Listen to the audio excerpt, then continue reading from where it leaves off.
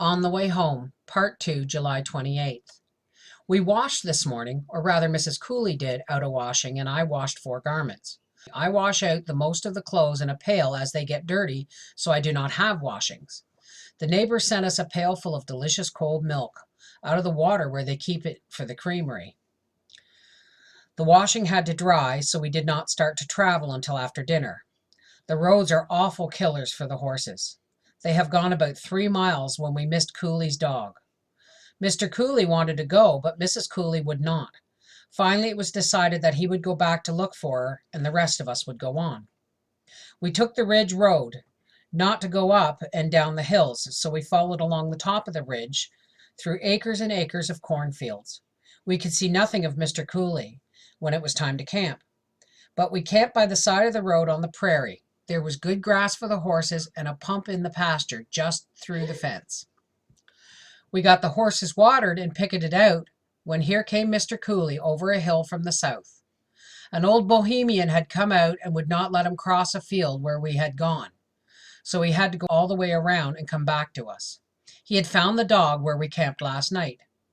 The oats and wheat are good here, and the corn does not look bad, but of course it needs rain, so people are blue and cross and stingy. There are wild strawberry plants here and rattlesnakes. Sunday, July 29th. Cooked breakfast and bathed. Lay around in the shade of the wagons, temperature 96. Rested all day, went to bed early. July 30th. Started at 8 and crossed the line into Colfax County 20 minutes later. Went through Lee at 10 o'clock, a lively little town that has not outgrown country. Crops are still the same, but roads are not so hilly. We camped on the bank of Shell Creek in the woods, a lovely place, even better than our camp on the Jim River. The children and Mrs. Cooley and I went wading. The bank was so steep that we had to steady each other down and pull and push each other up. We paddled and played in the rippling cool water. Rose sat down in it, splash. We found 2 large live clams. July 31st. The wind blew terribly in the night. We were thankful for the shelter of the trees. It must have rained hard somewhere, for the creek raised 8 inches. We started at 9. We're following down the valley of the creek on a nice level road. Reached Schuyler at noon, all the way on the level road. Here we had to go get the tires set, so we did not leave town until 3. I met an interesting woman. She drove up to the wagon in a buggy and began asking if it isn't too hot to be traveling. I liked her and we talked a long time.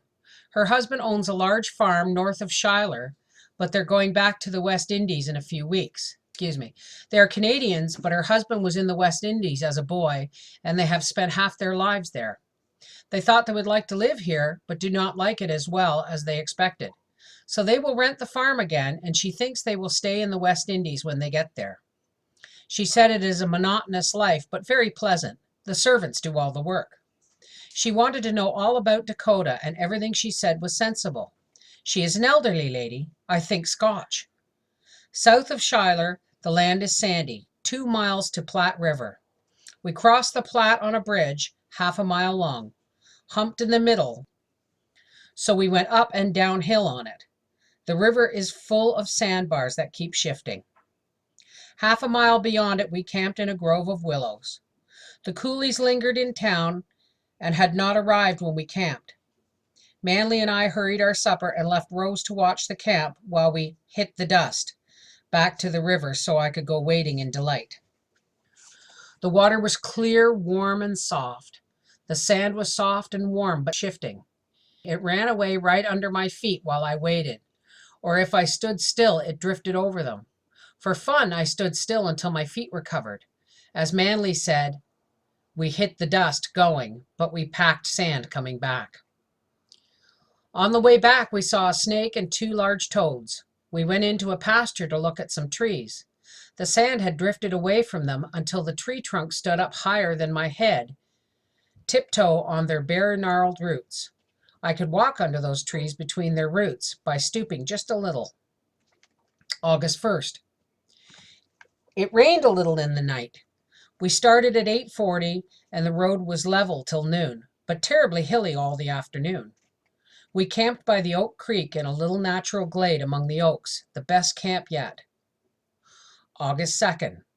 Started late because of a lame horse, one of Mr. Cooley's. They had to take care of her foot. We met a team of movers going to work out on the railroad tracks. Camped early, only a little way from Oak Creek. Special excerpt. I suppose this was a local or state tax to pay a subsidy to a railroad builder. Railroads were the fastest, most modern transportation. The Lincoln administration began to subsidize them for taxes in the 1860s. States and localities, even small towns, followed the example eagerly in the 1880s and 90s.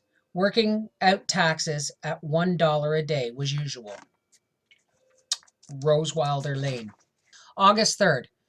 Started at 9. Good level road into Lincoln, the capital of Nebraska, a beautiful large city. It is 2 miles from the first hotel to the post office. The county courthouse and the capitol are grand buildings, and so is the penitentiary. We saw 2 prisoners in their striped clothes standing outside the gate in the wall. A carload of new barrels was on a side track beside them, I suppose made by the prisoners. A high stone wall surrounds several buildings and joins the back of the main building. Smaller buildings inside the wall look like workshops, one like a foundry. 8 immigrant wagons trailed Aug3rd through several streets of the city. There are motor street cars in Lincoln. Pet and Little Pet were not afraid of them, but they scared Mrs. Cooley's team so that they plunged up a bank and nearly upset her wagon. But it came out all right. Special excerpt. Paul was not allowed to drive through cities and other dangerous places. His mother came back to their second wagon then and took the lines and the responsibility away from him. He was humiliated, and I felt hotly in silence this injustice to him. He drove the big team perfectly all the rest of the way, George with him, but Paul was responsible for the second team and wagon. Rosewilder Lane. We crossed 11 Creek today, or one creek 11 times. I don't know which. And we passed Salt Lake, northwest of Lincoln. We are camped about a mile from the penitentiary. Temperature 74.